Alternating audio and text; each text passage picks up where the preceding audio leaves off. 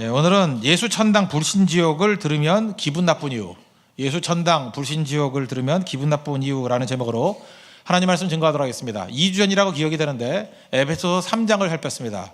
거기에 보면 비밀이라는 단어가 나옵니다. 복음의 비밀이 무엇입니까? 한마디로 말한다 그러면 이방인도 구원받는다. 이게 비밀이라는 거예요.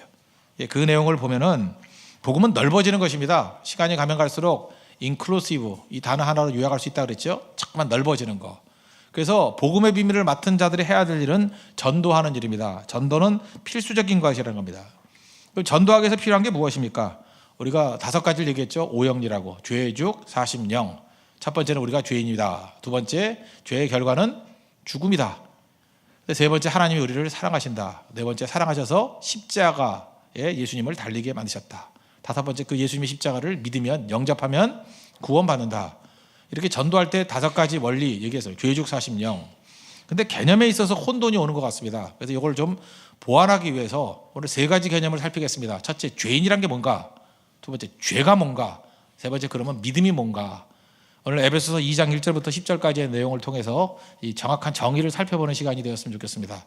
첫 번째는 죄인인데, 나는 죄인입니다. I'm a sinner. 이렇게 얘기하죠. 죄인이라는 뜻이 무엇인가? 한마디로 설명한다 그러면, 결론적으로 미리 얘기한다면 나는 소망이 없습니다. 그런 뜻이라는 거예요. 죄인 이퀄 결과적으로 소망이 없습니다. 설명해 드리겠습니다.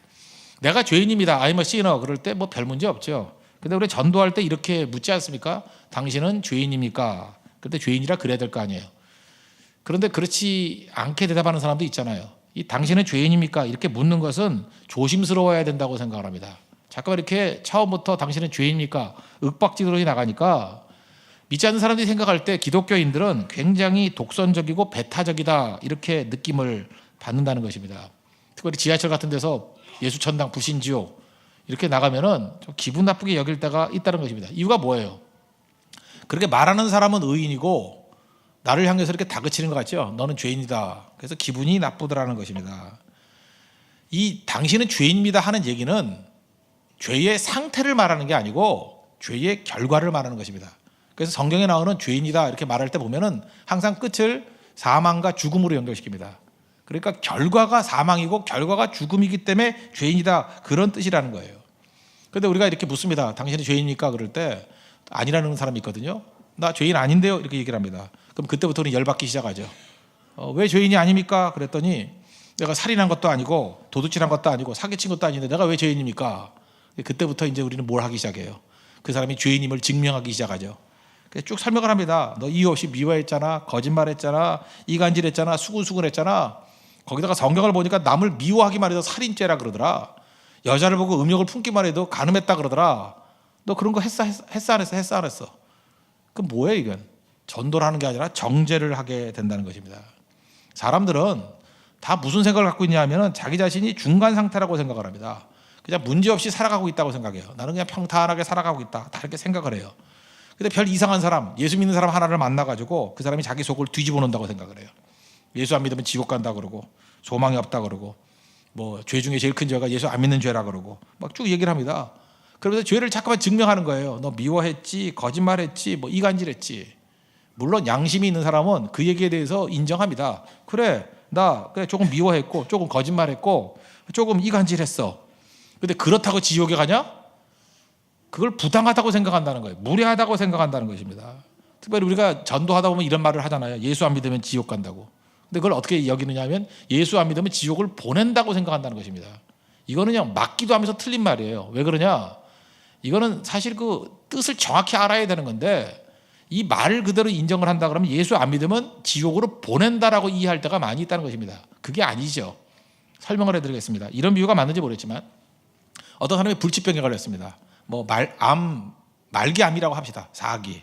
그냥 놔두면 곧 죽습니다. 암이 너무 퍼져가지고 놔두면 곧 죽어요.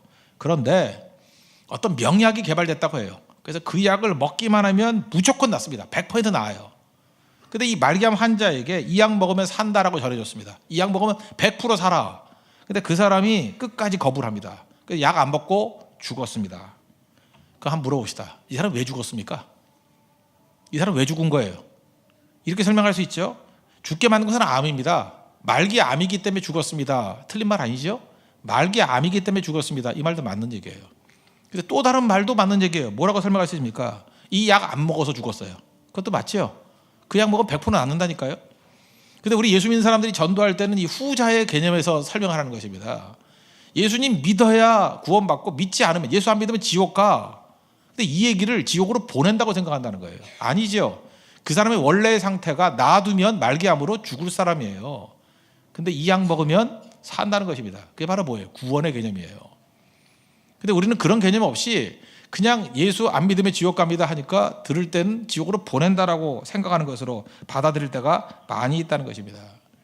그러므로 인간이 죄인이다, 어떤 사람이 죄인이다 그러는 얘기는 뭐냐 하면 소망이 없다는 얘기하고 똑같다라는 거예요. 다시 말해서 성경은 죄의 삭성 사망이라고 그러잖아요. 마지막이 사망이 될 수밖에 없다, 그것을 보여주고 있다는 것입니다. 아무리 발버둥 쳐도 인간은 말기암 환자가 똑같기 때문에 죽음이야, 그 얘기라는 거예요. 예수님의 십자가를 믿기 이전에는 구원받을 길이 없어. 그 얘기 이전의 죄인의 모습은 바로 그런 모습이라는 것입니다. 여러분, 이 땅을 살아가면서 다 열심히 살죠. 열심히 안 사람들이 뭐 몇 명 되겠습니까? 그 많은 사람들이 행복해지기 위해서 많은 시도를 한다는 거예요. 여러분도 그렇게 살잖아요. 특별히 학생들 같은 공부 열심히 하죠. 여러분 그렇게 생각하죠. 공부 잘하면 뭐 잘 될 거다. 돈이라고 생각하는 사람이 있지 않습니까? 돈 많이 벌면 어떤 이미지, 뭐 누구가 돈 제일 많아요? 뭐 빌 게이츠 그러면 외국 사람이니까 감이 잘 안 오니까 뭐 이건희 회장 정도 할까요? 이건희? 그 정도면 돈 많으면 행복해요? 뭐 그렇게 생각합시다. 뭐 권력 그러면 글쎄 뭐 우리나라 대통령은 별로 권력이 없는 것 같아요. 한 김정은쯤 돼야죠. 집어들이 막을 수 있는, 그죠? 그 권력, 무소불위의 권력을 가지는 거. 또 뭐예요? 아름다움, 누가 생겨 제일 좋아요? 뭐 잘 모르겠어요. 전지현이 예쁜가요? 전지현. 난 옛날에 한지혜가 예뻤는데 한지혜 뭐 이런 식으로, 그죠? 이게 제일 예쁜 사람이 된다고 합시다. 또 인기, 제가 볼 때 별 그 공격도 안 당하면서 인기 있는 사람은 유재석인 것 같아요. 유재석 같은 인기를 갖고 있고. 재능은 잘 기억이 잘 안 나는데 뭐 아마데우스 얼마 전에 설교했으니까 모차르트, 타고난 천부의 재능이 있잖아요. 이 모든 것들을 다 추구합니다. 근데 이 모든 것을 다 갖는다 할지라도 결론은 뭐라는 거예요? 소망 없다예요. 그게 죄인이에요. 이거 다 가진다 할지라도 끝은 뭐예요? 죽음이에요. 그게 인간이라고요. 그래서 죄인입니다. 당신은 죄인입니까? 이 얘기는 뭐냐면 소망이 없습니다. 무슨 일을 하든지 죽음입니다. 그걸 보여주고 있다는 것입니다. 그래서 조금 이렇게 뭐 생각이 없는 사람은 뭐라고 얘기하냐면 그냥 나는 소망이 없습니다 그러고, 좀 생각을 많이 하는 사람은 뭐라 그러는지 알아요? 인생이 허무하다 그래요. 그래서 나는 죄인입니다, 이 분위기는 뭐가 똑같으냐면 전도서의 분위기예요. 허무하다, 힘쓰고 애씀이 있을지라도 아무것도 아니구나, 그게 죄인이라는 뜻이에요. 그래서 I'm a sinner, 그럴 때 절망을 느껴야 됩니다. 소망이 없다, 허무하다. 로마서를 보세요. 다 그 얘기예요. 그죠? 유대인들이 뭐 나는 하나님 믿고 잘 살았습니다. 근데 마지막 의인 없나니 하나도 없다. 무슨 얘기예요? 허무하다. 니네 그래봤자 그걸로 얻을 수 있는 건 아무것도 없고 결국은 사망이다. 이게 죄인이다 그런 뜻이에요. 그래서 성경에 나오는 죄인은 어떤 사람의 죄의 상태를 말하는 걸로 윽박지를 것이 아니라 우린 소망 없는 존재입니다. 그런 전제를 갖고 접근하면 죄인에 대한 정확한 이해를 가지고 증거할 수 있는 내용이 될 수 있다는 것입니다. 죄인이 뭐라고요? 소망 없습니다. 두 번째 살피겠습니다. 죄라는 의미는 뭐냐 그러면, 죄는 결론적으로 얘기하면 하나님의 주인 되심을 거부하는 거예요. 또 다른 말로 하면 내 자신이 나의 주인 되는 게 죄입니다. 이게 성경에서 말하는 아주 중요한 접근 중에 하나라는 것입니다.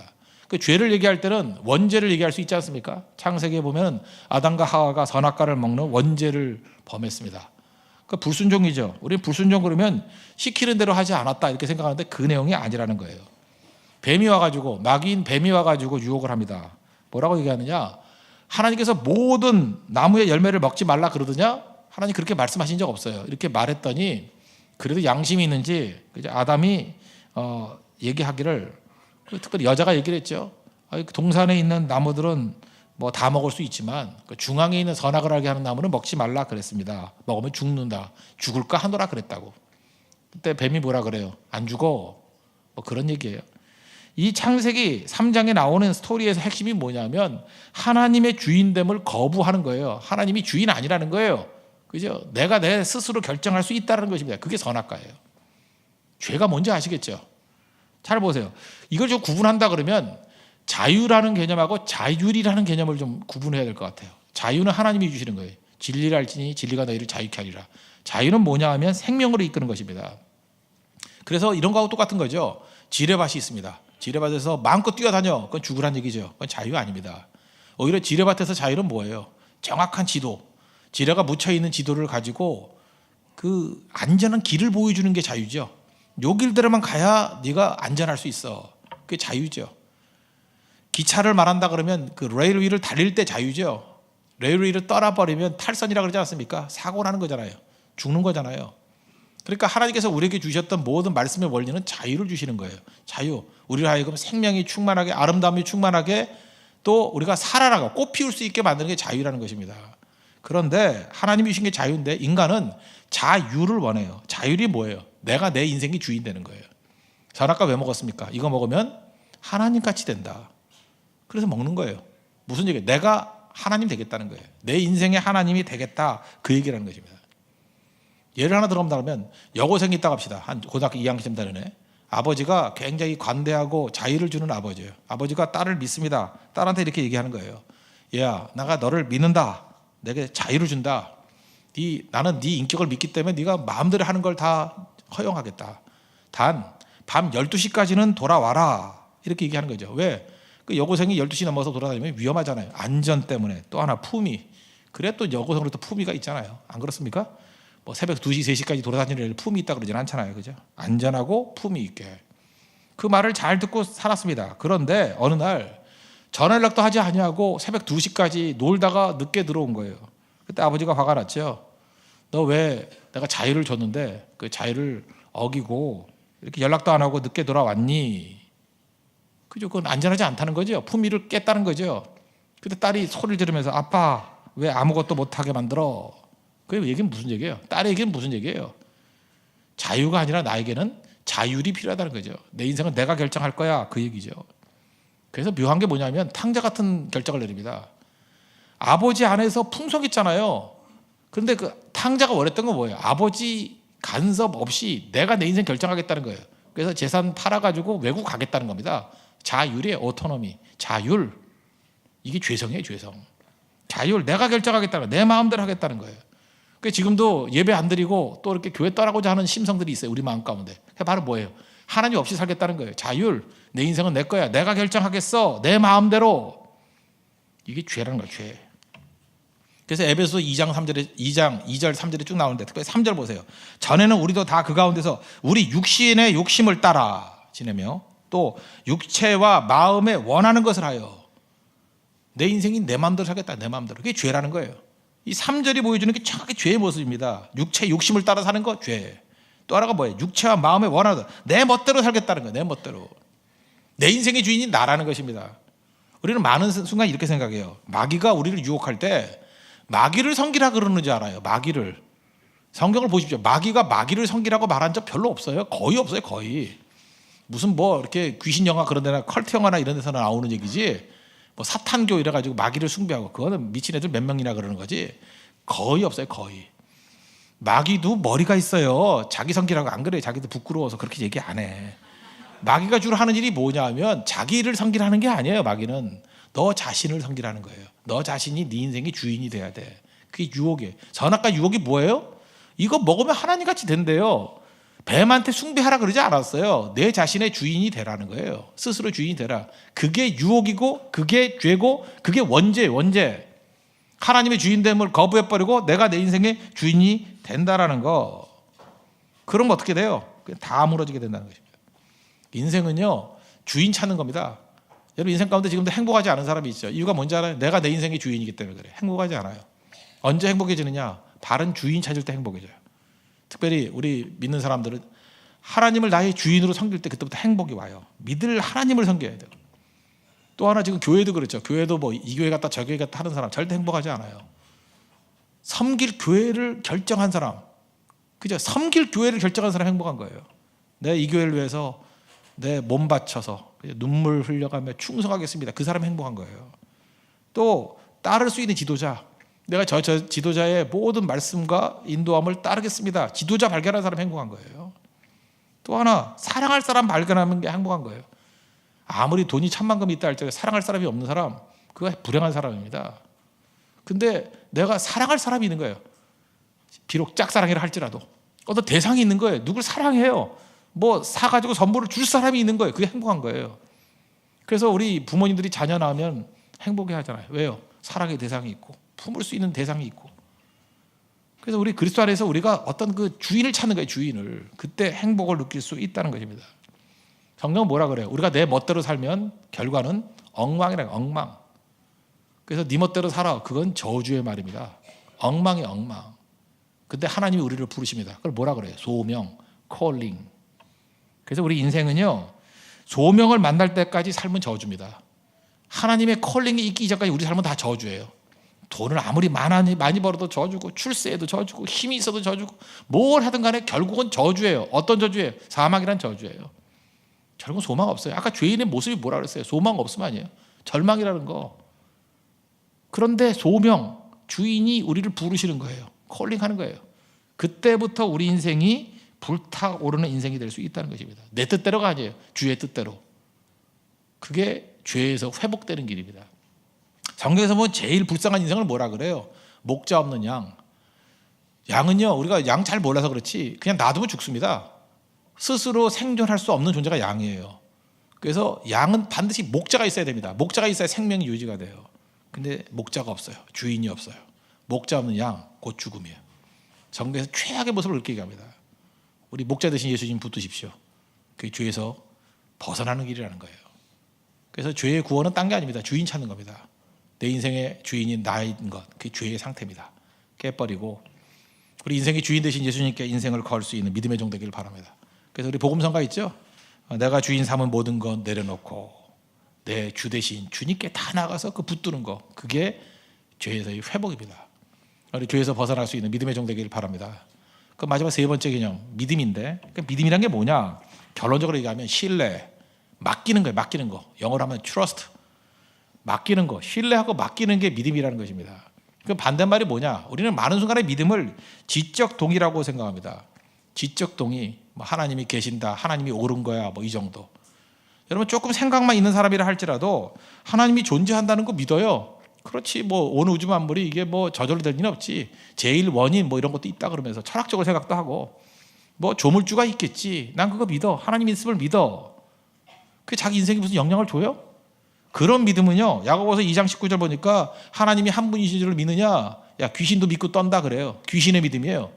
귀신도 하나님이 존재하는 건 믿었어요. 그걸 믿음이라 그럽니까? 그 믿음도 아니라는 거예요. 믿음은 뭐예요?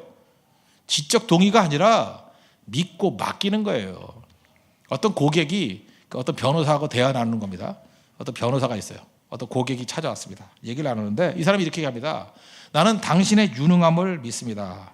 그러나 이 사건은 당신에게 맡길 수 없습니다. 왜냐? 나는 당신을 믿을 수 없기 때문입니다. 무슨 얘기인지 알아요? 두 번의 믿음이라는 얘기가 나오죠. 당신은 유능한 사람인 걸 믿는데요. 그러니까 그 사람이 뭐 실력이 있다는 걸 인정하고 경력이 탁월하다는 걸 인정한다는 거예요. 당신이 유능함을 믿습니다. 전자 얘기예요. 지적 동의예요. 그러나 나는 이 사건을 당신에게 맡길 수 없습니다. 왜? 당신을 믿을 수 없기 때문에. 무슨 얘기예요? 신뢰가 없다는 거예요. 맡길 수 없다는 거예요. 믿음이라는 건 이 후자 얘기입니다. 지적 동의가 아니라 맡기는 거예요. 맡기는 거. 우리가 어떤 사람의 댐댐이를 얘기할 때 두 가지 차원으로 얘기하죠. 이 두 가지니까 네 가지 디멘전이 나오죠. 능력과 충성.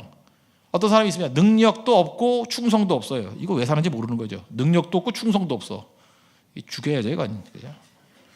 근데 또 하나는 능력은 없는데 충성은 있어요. 그걸 뭐라 돌쇠라 그러죠. 능력은 없는데 충성은 있어요. 이런 사람은 또 잘 쓰면은 잘 어떻게 위치를 두면 이 사람은 또 쓸만해요. 제일 좋은 건 뭐예요? 능력도 있고 충성도 있고 제일 좋은 사람이죠. 근데 사실 제일 무서운 건 뭐냐 하면 네 번째예요. 능력은 있는데 충성이 없어요. 능력은 있는데 충성이 없어요. 이런 사람은 뭐라 그래요? 이건 반역자예요. 배신자라고. 제일 무서운 거죠. 어떤 사람은 착각을 하는 거야. 왜 난 능력인데 왜 안 쓰냐고. 넌 충성이 없잖아. 그건 반역이거든요. 배신이거든요. 그 왜 쓰임 받는지 모른다고요. 그러니까 충성이라는 게 뭐예요? 그게 믿음의 믿음. faithful. 믿음. 맡길 수 있는 거, 그런 게 없으면 그건 아무것도 아니라는 것입니다. 그 믿음은 뭐냐? 전적 위탁이에요. 트러스트 하는 거예요. 누가 보면 마가복음 9장에 보면은 그 귀신 들린 아이 데리고 온 아버지 나오죠. 그 예수님과 세지자는 변화산에 갔을 때 밑에 9명의 제자가 있었는데 이 귀신 들린 아이 데리고 왔더니 못 고쳤어요. 근데 예수님 오시니까 예수님도 못 고칠 줄 알고 그 아버지가 이렇게 얘기합니다. 무엇을 하실 수 있거든 불쌍하게서 좀 도와달라고. 무엇을 하실 수 있거든. 예수님이 그 말에 대해서 분노하셨죠. 그래서 뭐라고 얘기를 해요?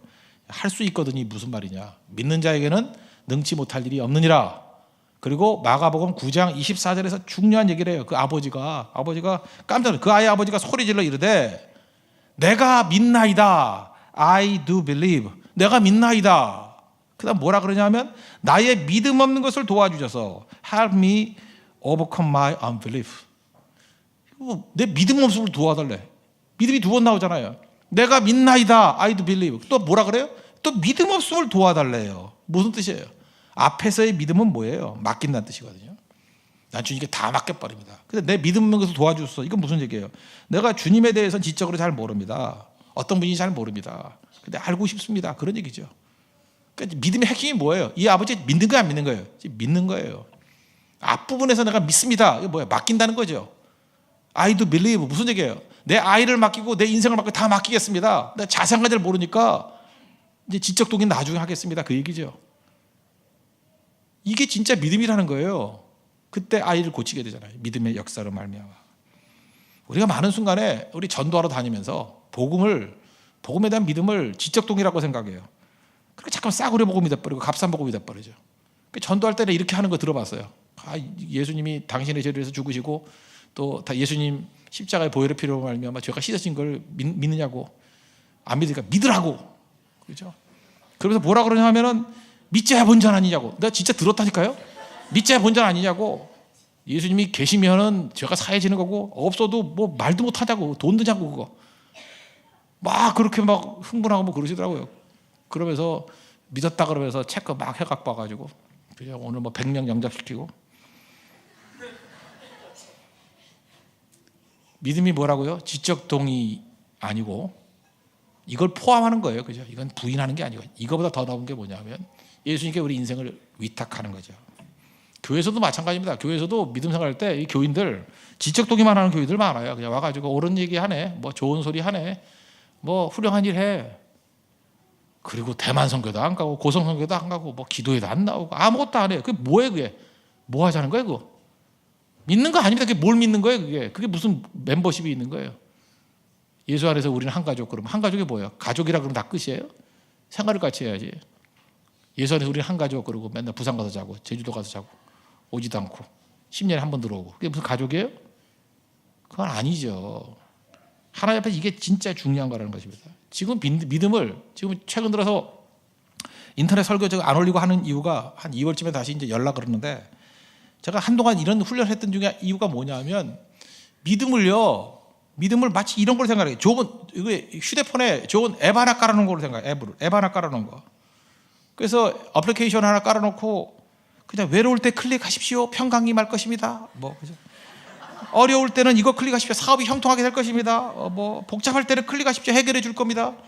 그 설교 쭉 늘어놓고 난 다음에 클릭하세요. 클릭만 하면 엎어져 누워가지고 들으면서 위안이 생겨. 뭐 문제가 해결이 됐어. 그러고 난 다음에 뭐라 그래요? 더 좋은 것은 이 모든 앱이 공짜 앱입니다. 이게 무슨 믿음이에요? 지적 동의지. 그냥 방에 엎어져 누워가지고 설교 들으면서 뭐 마음에 위안 얻고 정보 얻었다. 그거는요 지적 동의의 믿음이 아니라고. 그러니까 역사하는 힘이 없죠. 믿음은 역사하는 힘이 있어야 돼. 역사하는 힘이 없죠. 나와야죠. 나와가지고 하나님 앞에 예배드리고 하나님 임재를 맛봐야 되고 심지어 뭐 찬양할 때 일어서라 그러다 일어서지도 않는 사람이 있어요. 다리 아파 죽겠는데 뭐하러 일어서냐고. 빨리 얘기나 해라. 야, 뭐 이렇게 뜸들이냐. 빨리빨리 해라. 알아만 듣고 간다. 내가 왜 하는지 아냐. 인터넷 없으니까 왔다. 뭐 이러면서. 그죠? 그게 다 문제가 되는 거라고. 그게 무슨 어플리케이션 하나 깔아놓은 거와 똑같은 거죠. 믿음이란 게 뭔지 아십니까? OS를 바꾸는 거예요. Operating System. OS를 바꾸는 거예요. OS를 바꾸는 거예요. 여러분 애플 그 아이폰 쓰십니까? 그 iOS 8.12대 8.1.2 지금 최근에 나온 게 OS. 그러니까 아이폰을 움직이는 오퍼레이팅 시스템이 있어요. 여러분이 무슨 뭐 갤럭시라든지 뭐 G3라든지 이런 걸 쓴다 그러면은 그건 안드로이드 오퍼레이팅 시스템이죠. 그래서 휴대폰 바꾸는 게 힘들어요. 왜냐하면 아이폰 쓰는 사람이 다시 갤럭시를 쓰면 정말 머리 아파 죽는 거예요. 왜냐하면 앱 다 바꿔야 되고, 왜냐하면 OS가 달라요. 완전히 다르기 때문에 다시 깔아야 돼. 다른 걸 다시 배워야 되고. 갤럭시 쓴 사람이 다시 아이폰을 가면은 이거 괜히 옮겼다 뭐 이런 사람들이 있어요. 그죠? 이유가 뭐냐면 다 다르거든. 다 OS예요. OS. 믿음이란 게 뭔지 아십니까? OS가 바뀌는 거예요. 완전히 바뀌는 거. 근데 우리는 앱 깔아놓고 거기서 클릭하는 거라 생각해요. 아닙니다. 오퍼레이팅 시스템이 완전히 바뀌는 게 믿음이라는 거예요. 주님께 다 의탁하는 거예요. 믿음은 내 인생 주님께 맡기는 거예요. 그러면 주님께서 우리가 뭘 주냐면 자유를 줘요. 진리랄지니 질간을 자유롭게 한다. 여러분, 예수님께 모든 걸 의탁하고 진짜 자유를 느끼십니까? 자유를 느낀다 그러면 한번 물어볼게요. 이거 알면은 진짜 자유를 느끼는 거예요. 여러분, 진짜 자유를 느끼면 뭘 할 것 같아요? 자유를 누린 사람이 나타나는 가장 대표적인 특징, 뭘 할 것 같아요? 고난을 향해 나아갑니다. 이게 자유의 특징이에요. 고난을 향해 나아가요. 제가 완전히 자유로운 얘기를 하나 해줄까요? 제가 아주 자유롭게 뭐냐면 이제 자전거 한번 얘기해요. 자전거. 제가 마운틴 바이크를 되게 좋아했는데, 제가 우리 부교육자들이 하도 운동을 안 해서 옛날 얘기입니다. 한 5, 6년 전 됐나? 운동 좀 시키려고 뚝섬까지 갔다 오면 5만 원씩 준다 그랬어요. 그랬더니 가더라고요. 5만 원 받으려고 갔다 오고, 또 갔다 오니까 또 5만 원. 두 번 가고 안 가더라고. 완전히 종놈들이니까. 5만 원 받으려고 하는 게 재밌겠어 그거? 다리가 쑤신다느니 뭐 힘들다느니 뭐 이거 5만 원 벌기 힘들다느니 그걸 벌이라고 생각하니 얼마나 힘든 거야. 그 쉬는 날 그 5만 원 벌라고 또 갔다 오니 그게 알바지 그게. 자유가 없는 거죠. 근데 진짜 완전히 자유로운 사람은요, 마운틴 바이크를 타고 어디를 가느냐면 평탄한 데 가고 싶지가 않은 거예요. 험한 산을 향해 나아가는 거예요. 실력만 있다 그러면요, 그런 거 알아요? 그 높은 산에서 막 밑으로 내려오는 그런 그 유튜브 같은 데 한번 보세요. 와, 진짜 하고 싶어요 저도. 근데 능력이 안 돼서 못하는 거예요. 그죠? 자유로운 사람은 이제 고난을 향해서 힘차게 나아가는 거예요. 그 생명이 충만해지는 거예요. 소파에 앉아있을 때 행복하지 않아요. 에베레스트를 향해서 나아갈 때 행복을 느끼는 거죠. 그래서 자유로운 사람의 특징이 뭐냐면 누구나 와일드니스, 야성이 생겨요. 야성이 막 힘차게 나아가는 거예요. 극복하려고 그러고 피어나려고 그러고. 그래서 고난을 즐긴다니까요. 여러분 보세요. 예수님이 십자가 억지로 지셨던 것 같아요? 기쁘게 지셨어요.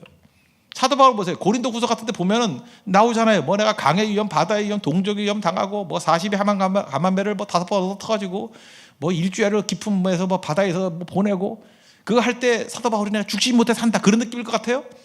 근데 그거 읽으면서 느낀 게 그거예요. 내가 강의 위험, 바다의 위험, 뭐 동족의 위험, 그러면서 바울이 웃고 있는 게 느껴져요. 막 웃으면서 신난다 신난다 신난다. 복음 안에서 자유로운 사람이에요. 내 힘들다는 얘기가 아니에요. 내가 얼마나 복음 안에서 자유로운지 내가 기꺼이 이것도 행하고 기꺼이 이것도 행한다. 부득이함으로 하는 게 아니에요.